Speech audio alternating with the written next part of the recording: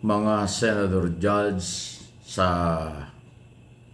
impeachment trial hindi dapat nagtatalo-talo, hindi dapat nagsisigawan, hindi rin dapat pinapakita sa publiko ang kanilang mga ginagawa na hindi naaayon sa paningin ng mamamayan. Kasi ang senador judge dapat lang po ay makikinig at respeto sa isa't isa. Dapat from day one inaaral ang ebidensya ng magkabilang panig ng prosecutors at ng depensa, pati na ang mga testigo. Pero yung paniniwala ng isang senador judge dapat hindi kinukontra ng isang senador judge in public. Di ba? Dapat nag-uusap ang mga senador judge na sila ay tatanggap lang at makikinig lang at kanilang paninindigan ang proper forum in public dahil ito ay trial. Pero dito po sa nakaraang 2 araw na kailang ginawa, lumalabas po na debate na parang gumagawa ng batas ang kanilang ipinakita sa publiko na malayong malayo sa inaasahan ng mamamayan na ang mga judge ay dapat ay nagpapakita na sila ay maginoo. Sila ay seryosong mga judges na titingin at susuri ng ebidensya at testigo sa napakabigat na kaso sa pangalawang Pangulo ng Bansa, betrayal of public trust, graft in corruption at di umano'y pang-aabuso sa kapangyarihan at salapi ng bayan.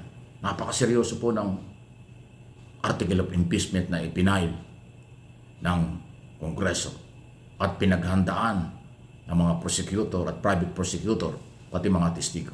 So napakaseryoso po ng issue. Hindi pangkaraniwan chairman or associate justice or mga commissioner ng mga constitutional body. Ito po ay vice president ng bansa na isasalang dahil sa betrayal of public trust. Kung gaano kaseryoso ang kaso at ebidensya, dapat seryoso rin ang mga senator judge na ito'y aralin, tingnan mabuti kung paano ipipresenta ng magkabilang panig ang kanilang mga testigo at ebidensya. At saka magdesisyon ang mga senador base sa kanilang pagsusuri. Pero from day one, maingay na sila. From day one, nagdidebate na sila. From day one, nagsisigawan at hindi nagbibigayan, nag-aagawan sa floor. Ano yun? Palengke? Ano yun? Basketball court? Di ba? Ano yun? Nasa beach ba sila? So, please mga senador, hindi namin kayo nilalahat. Ipakita naman ninyo na kayo ay kagalang-galang, karespeto. Dahil ang nag-aabang po sa impeachment na ito na pinag-uusapan ay napakaraming tao, hindi lang Pilipino. Pati business community, foreign investor, mga turista, mga iba-ibang bansa sa mundo na ating ginagalawang kaalyado, naniniwala at kaibigan ng ating gobyerno nakatutok dito sa isyong ito. Pero kung ganyan ang inyong mga attitude, ganyan ang inyong mga pagnanalita, na halatang-halatang bias, halatang-halatang may pinagtatanggol at may pinagtatakpan, ano ang kredibilidad meron tayo? Paano papaniwalaan ng matitinong mga tao sa mundo ang ating mga panindigan at kapangyarihan na naaayon dapat sa ating mga batas? Kaya, mga senador, judges, huwag po kayong magagalit. Huwag kayong magtatampo sa aking mga sinasabi.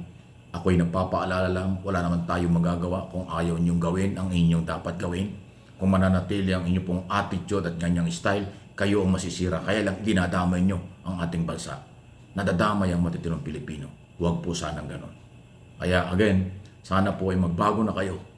Ipakita niyo kayo professional bilang senador ng Republika. Huwag niyong ipakitang kayo ay bias dahil senador kayo ng inyong pinagtatanggol, ng inyong political party at ng iisang pamilya. Saka niyo ipakita ang inyong desisyon pagkatapos ng trial. Huwag yung wala pa yung trial, hindi pa kanyo nakikita ang ebidensya, meron na kayong desisyon, meron na kayong gustong gawin. Gusto nyo patay na yung kaso, gusto nyo i-dismiss na ang kaso. Ano yun? Saka nakakita ng ganyang klaseng galaw. So, kayo ang sumisira sa inyong sarili, pagkatao at sa mga Pilipino. Huwag niyong idamay ang matitinong Pilipino. Please lang po mga senador, hindi ko kayo nilalahat. Kayo po'y elected, halal ng taong bayan. Hindi lang ng mga taga Luzon, hindi lang ng taga Mindanao. Kung hindi halal kayo ng buong mundo. Dahil ang mga Pilipino ay kalat sa buong mundo, hindi lang dito sa Pilipinas. Just imagine, pinagkatiwalaan kayo ng 15 million Pilipinong bumoto sa inyo, 18 million, 19 million, pinakamahina 13 million boto, 12 million boto ang mga Pilipinong nagtitiwala sa inyo tuwing eleksyon, tapos ganyan ang performance. Nasa naman ang mga hiya kung meron, nasa naman ang delikadesa kung meron, pero dapat hindi mawala yung kahiyan, delikadesa. Hindi ho ba, Mr. Senator? Mr. Senator Judge, please lang po, meron pang pagkakataon, may araw pa, may oras pa para makabawi kayo sa pagpasok ng 19th Congress na dyan po magkakaroon ng actual trial. Ipakita po ninyo na kayo ay professional, may decorum, may ethical standard, at higit sa lahat, susunod at sumusunod sa proseso ng saligang batas. Sabi nga nung iba, mabuti pa yung bata, madaling kausap eh. Minsan mo lang sabihin, sumusunod. Pero itong mga malalaki na at lumaki ang ulo at may mga sungay pa, talagang kinakailangan nating kuliting para pangalagaan, pagsabihan kung kinakailangan. Pero wala naman personalan po. Ito nga sinasabing ito, paalaala at pangaral lang. Kung susunod kayo, walang masama. Kung hindi nyo susundin at magagalit pa kayo, ay di ang ibig sabihin lang yan, ganun kayong kababaw talaga. Pero hindi ako susuko na sabihin ko ang tama at mali sa aking mga channel kung ano ang aking observation at opinion sa inyong ginagawa, performance, at ano ang inyong obligasyon dapat at kung ano naman po ang dapat marinig ng mamamayang Pilipino. Ganun lang po yan. Di ba? So, relax lang tayo. Antabayan na natin at ipagdasal natin ang tagumpay ng ating bansa sa maayos na pamamaraan. Maiwasan sana ang pisikal at marahas na anumang galaw. Although ngayon po ay hindi natin na mapipigilan, may mga demonstration na po, may mga rally na, kaliwa kanan, araw-araw na halos, may mga protesta, lalo na ho pagka nagbalik na at nag-resume na yung 19th Congress at magtatrial by August. Sigurado yan, araw-araw may rally sa harap ng Senado, dyan sa may Pasay. At yan ay hindi naman bawal, basta naaayon sa kanilang karapatan at naaayon sa regulasyon, sa trapiko at mga kapulisan, papayagan po kayo. Pero hindi yan pinagbabawal.